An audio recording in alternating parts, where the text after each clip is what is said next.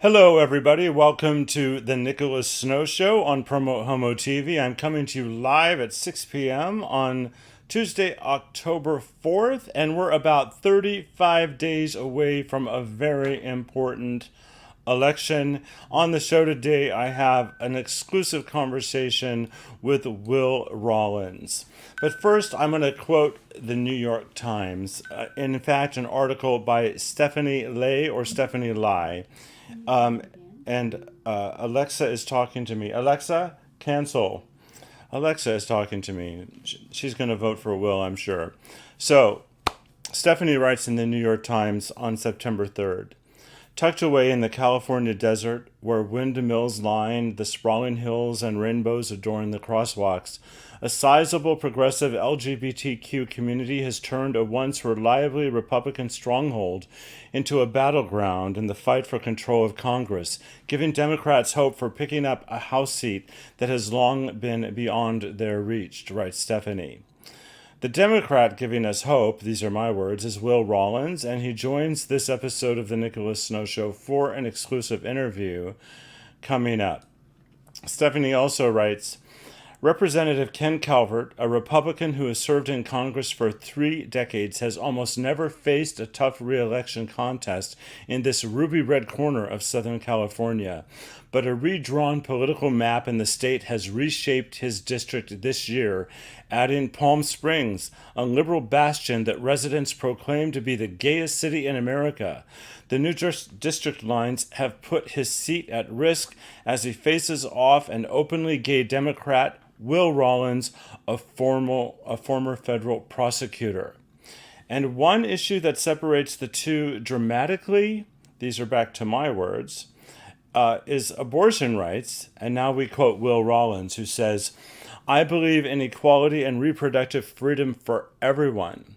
The recent Supreme Court decision effectively ends Roe and abortion access as we know it, overturning nearly 50 years of precedent. This decision is a horrifying reminder that the far right will stop at nothing to dismantle reproductive rights. And you know what? Will is furious about this. Ken Calvert got exactly what he's wanted for 30 years. The Supreme Court took away a woman's right to an abortion. It's horrifying. It's controlling women. These decisions should not be up to Ken Calvert. Ken Calvert paved the way for a national abortion ban, with no exceptions for rape, incest, or to save a woman's life. It feels like we have gone back in time. It's not right, and I'm mad as hell. As a prosecutor, I know the government has no business making women's healthcare decisions a crime. I'm Will Rollins, and I approve this message. So there are many issues before us, and there's something that we all need to do. Here are those issues and what we need to do.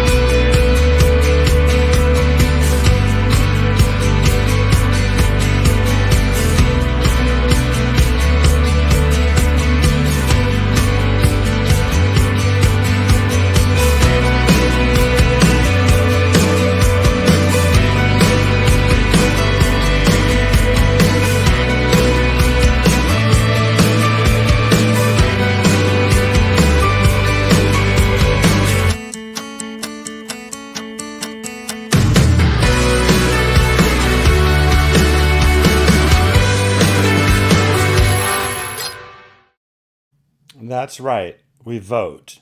And I'll be back with my exclusive PromoHomo.TV with Will Rollins in a moment.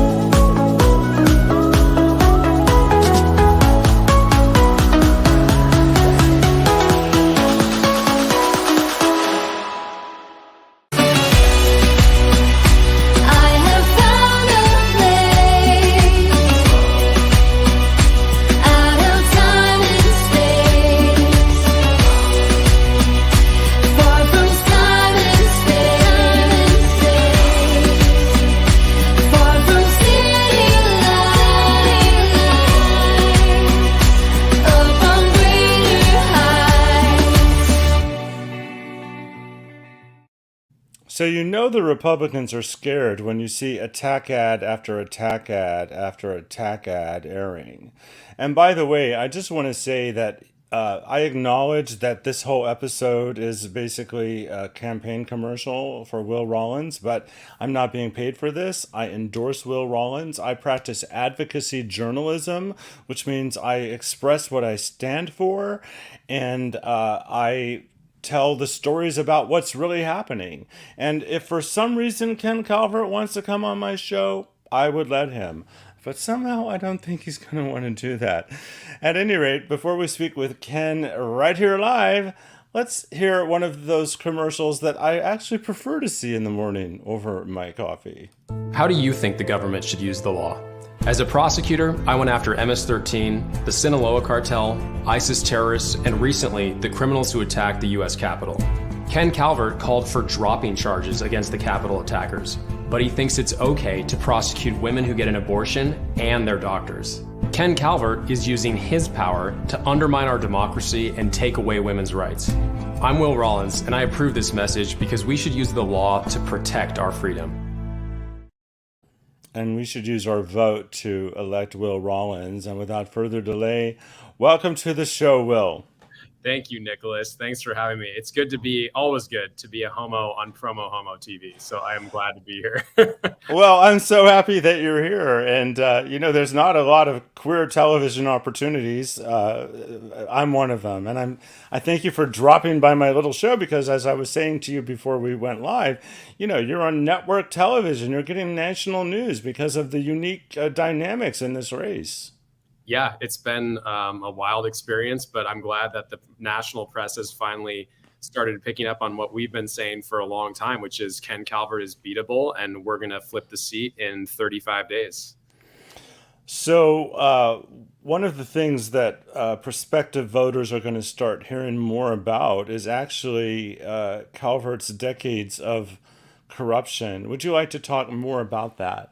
Sure. So Calvert has seen his net worth increase up to $20 million since he was first elected in 1992. That is a remarkable increase for a member of Congress where the congressional salary is around $150,000 to $170,000 per year. So to see somebody who's seen that kind of a net worth increase, you start asking why. And the answer is because power has been very lucrative for him. He's been able to use inside information and our tax dollars to fund his own private real estate investments. And this has been pretty well documented, even on Fox News. Chris Wallace did a documentary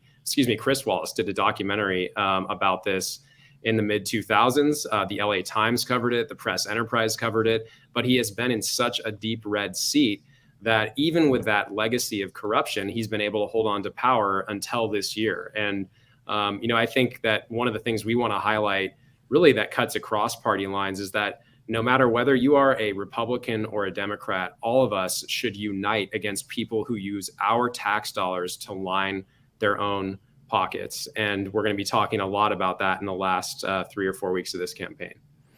We'll also discuss your opponent's relationship to taking away a woman's right to choose. Yeah, this is a guy who voted to overturn Roe versus Wade, joined the lawsuit seeking to overturn Roe versus Wade. It's a guy who already voted in 1995 for a national abortion ban with no exceptions to save the life of a mother. Somebody who's now lying about that vote, who's acting like this is going to be left up to the states, even though he's already voted for a federal national ban with no exceptions. And somebody who's even voted to allow child predators to sue to prevent their victims from getting an abortion. So it really is a member of Congress who is about as far to the right on this issue as you could possibly go. And as somebody who worked in federal law enforcement, who understands how scary the mechanics are of a national federal ban, the prospect of federal agents searching doctors' offices, of arresting women who get on planes to try to seek medical attention, of breaking down the door and doing FBI raids at medical clinics should horrify every American. And it should horrify people who believe in small government. And that's why I really believe the coalition that's going to flip this seat just extends across party lines, because we've got libertarians who want the government out of their bedrooms, as we all do. And we've got liberals who believe that women should have reproductive freedom because it's the key to equality and the key to advancement based on merit in America. And they know that women and men are not equal unless women have the same reproductive freedom as men. And that's why I'm really proud to be making that a focal point of our campaign, because I come from a family of strong women, and really proud to be standing with them in this fight to make sure that the country is truly equal. Well, to go along with some of the examples you cited, there are also pretty conservative Republicans who would never consider voting for a Democrat that are in fact considering voting for you or pledging to vote for you purely on the protection of a woman's right to choose. Yeah, and I've been really proud to have support from Republicans and Democrats alike, because I think there's two parts of it. One is the rule of law itself, and seeing, Calvert vote to decertify the last election, to join another lawsuit to overturn the last presidential election, to call for dropping charges even after it became clear that 5 police officers had died as a result of January 6th.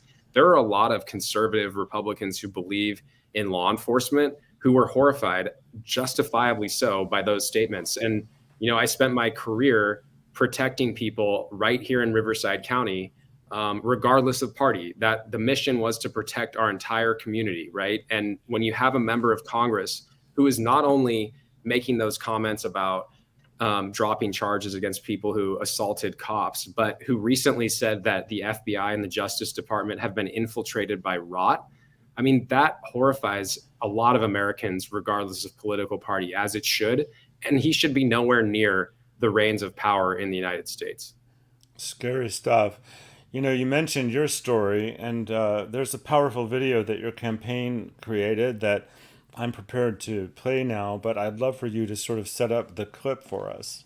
Sure. This was a video we did right when I launched this campaign back in October of last year, and talks about why I got into the race, which had a lot to do with the rise from the threats of domestic extremism and the way that I think a lot of our foreign adversaries are trying to exploit those divisions to weaken America, and what I think we can do to try to unite the country and keep America safe and democratic in the 21st century.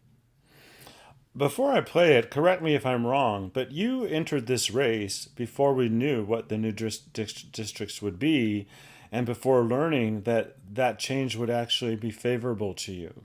That's right. I launched back in October of 2021 when Calvert's old district, the 42nd, was a Trump +7 district, meaning Donald Trump won it by 7 points. So it was not until January of this year that Democrats picked up a 7-point gain in registration, which we had never predicted, never could have even imagined. And now we're in a position where Democrats actually outnumber registered Republicans for the first time in the history of Ken Calvert's career in office.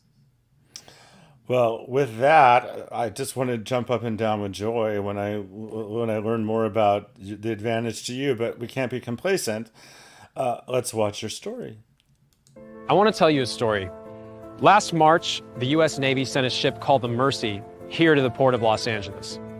The Mercy is a massive floating hospital, and it was here to help if our ICUs became overrun with COVID cases. One afternoon, not far from here, a train engineer allegedly pushed the throttle down on his train so he could derail it toward the Mercy. Fortunately, he came to a stop just short of the hospital ship. As a national security and terrorism prosecutor, I worked on that case.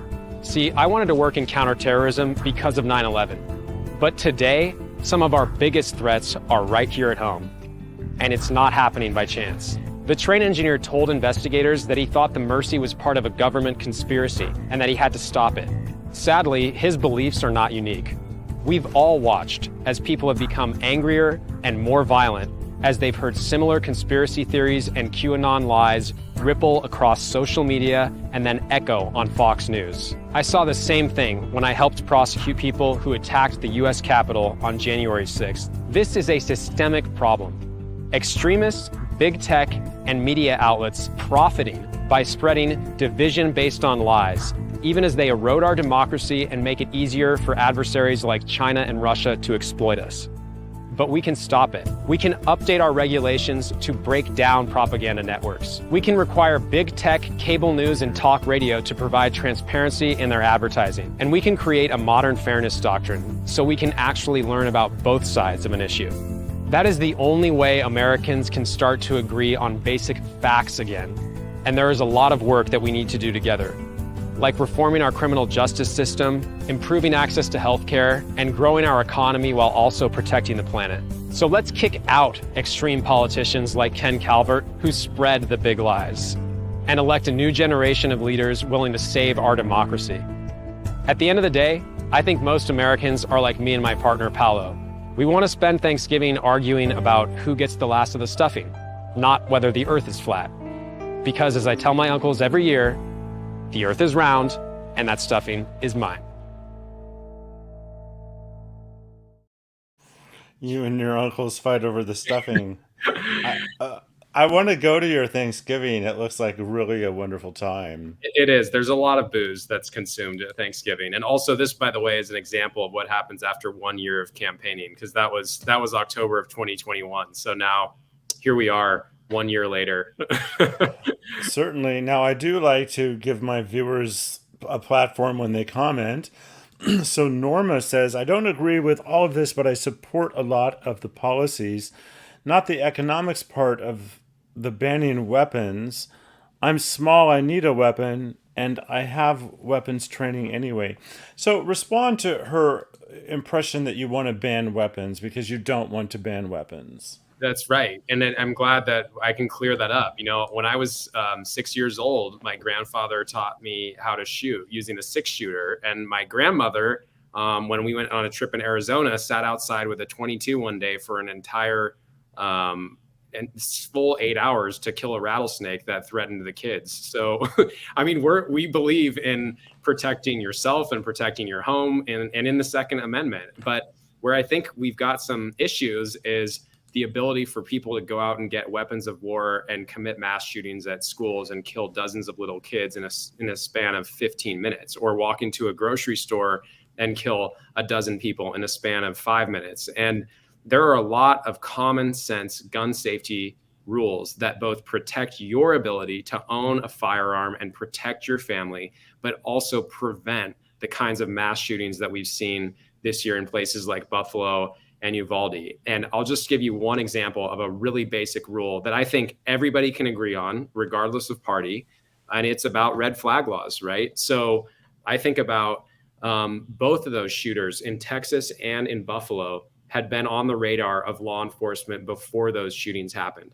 And they knew they were threats. And in the instance of Texas, there was no red flag law. And in New York, there was one that wasn't used effectively as it should have been. And so I think what we need to do is give local law enforcement some support when they're dealing with people who are a threat to their schools, who are a threat to their communities, who are dangerous, who have made threatening statements, because somebody who threatens to shoot up a school should not be able to walk into a gun store and buy an AR-15.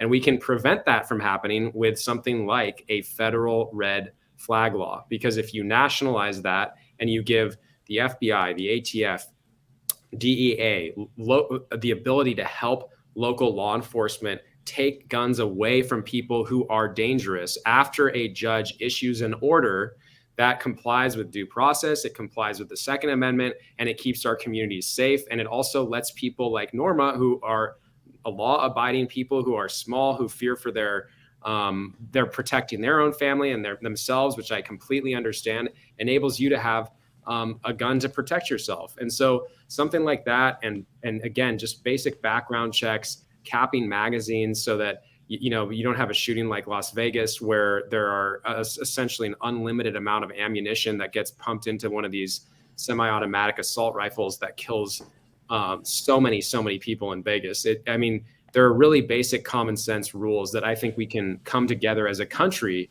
and enact that really are going to respect the rights of law-abiding gun owners, but also keep them away from people who are dangerous. Well, thank you for clarifying your position on that. I was not confused, but I'm glad that Now, our viewer knows that information. One of the conversations I don't think is happening loudly enough is how democracy is sort of hanging in the balance because there's tremendous voter suppression efforts that are happening across the country. There are being people put in charge of elections who support the big lie. The Supreme Court will be looking at a particular case, I can't cite the exact one, that actually looks at the power of states over their local elections and what they can and cannot do. The big lie has taken hold, and a lot of people don't believe in facts. So I'm wondering, how do we save democracy? Frankly, that's the question. Yeah, I think the right to vote really should be something that every American, again, regardless of party, gets behind. That's what makes us an exceptional place to live. It's what millions of our ancestors fought and died to give us over the course of our history. It's what makes us a democracy. And I think we protect our democracy by protecting the right to vote, because the way a democracy should work is the party or the candidate who has the best ideas should persuade people to vote for them and should win the election. It shouldn't be the case that when you fail to persuade enough voters, you lie about winning, undermine our entire democracy, file 60 lawsuits, lose all of them, and then convince 90% of the Republican Party to support an attempted coup by voting to decertify the last presidential election. That is not American. That is not democratic. And it's really scary that we are living in a moment where people are believing the big lie that was spread by the former president, even though judges of both, appointed by both political parties, state judges who won elections in both political parties, found again and again and again that there was no voter fraud.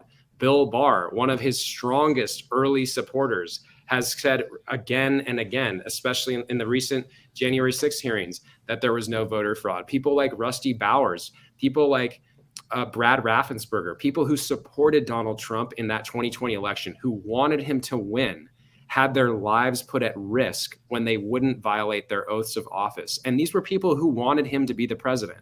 And think about what happened to them and their families. And so when we see this kind of extremism and this kind of conspiracy theory pandering, again, it is not a partisan issue. It is just about persuading people that you are the best candidate with the best ideas for our future and winning the election fair and square.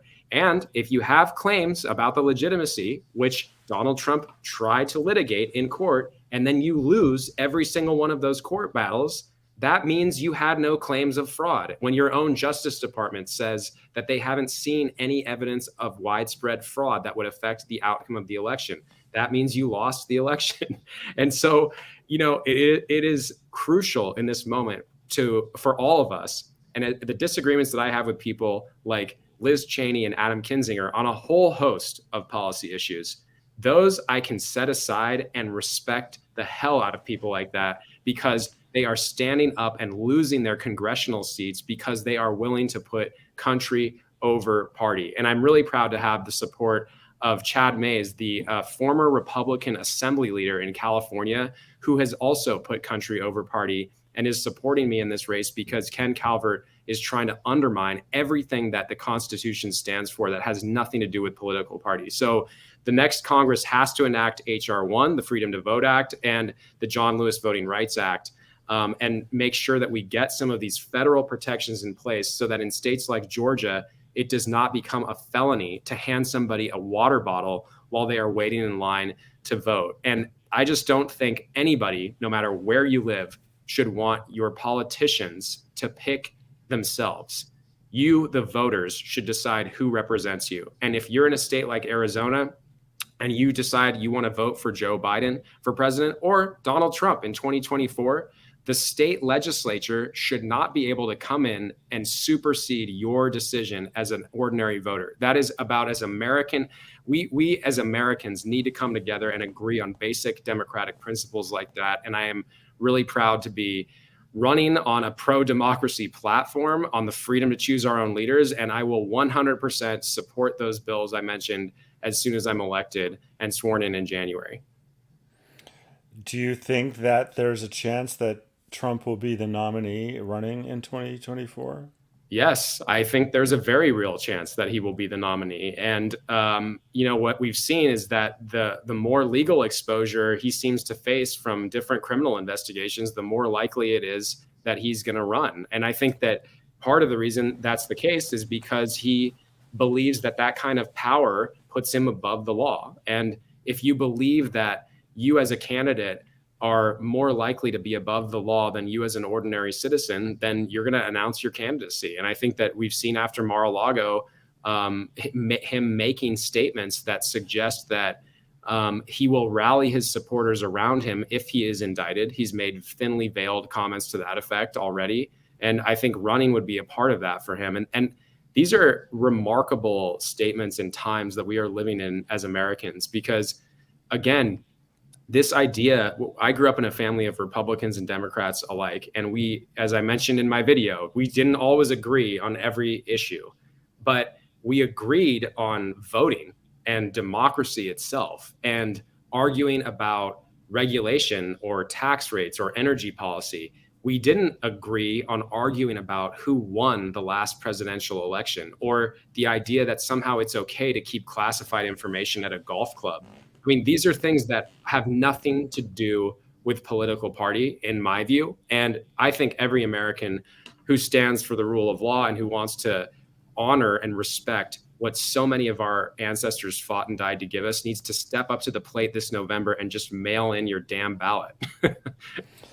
I agree. So I know you're scheduled for 30 minutes. I can keep going and I'd like to, but I don't know what your time frame is. We've got a few more minutes before we have to leave for our next one. So all just right. So okay, 60. then I'll jump through a couple more questions, and all of the issues and the stance that you take on them are very well spelled out at Will Rollins for Congress. But would you explain why LGBTQ civil rights are in danger based upon recent actions of the Supreme Court?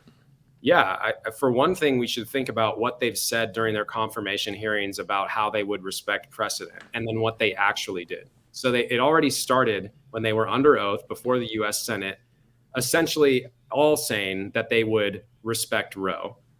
They, at best, misled the Senate, at worst, lied under oath about their true intentions.